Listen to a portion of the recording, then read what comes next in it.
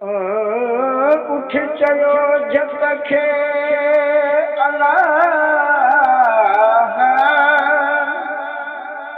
ओ उठ चयो जत खे मूंखे दामन न दे पार दरिया हूं केवड़ा मूंखे केच घुमण दे वो उते हली दामन दे जिते हमलो मीर हुसैन जो हुकुम थिया कज़ान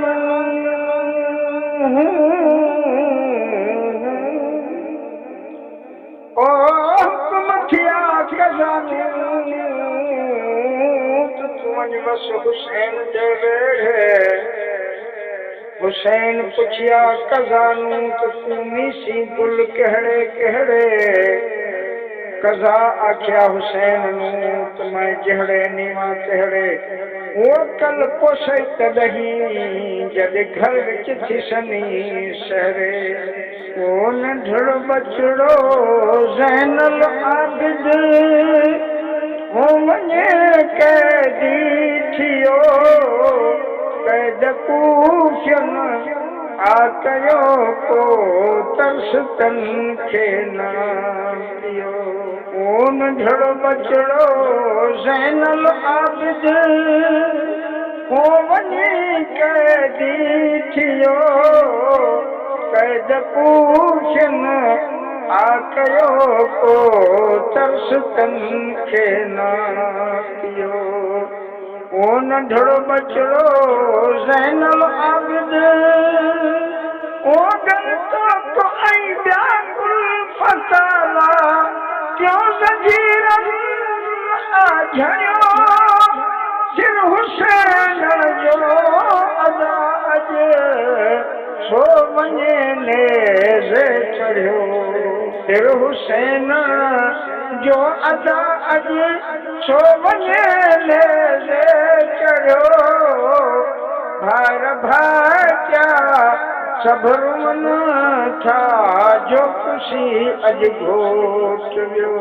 ओ नंढड़ो बचड़ो ज़ैनुल आबिद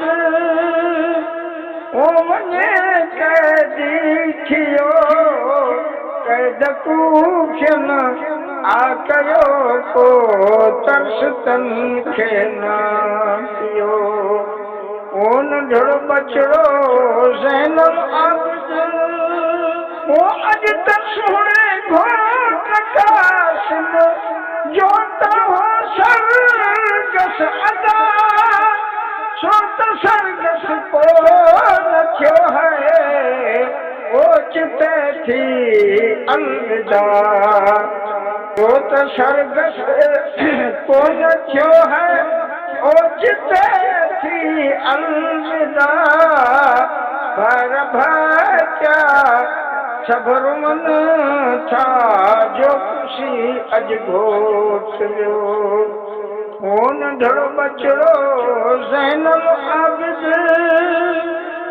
ओ छो नथो असगर अबा नंढड़ा बच्चा मूंसां पुछी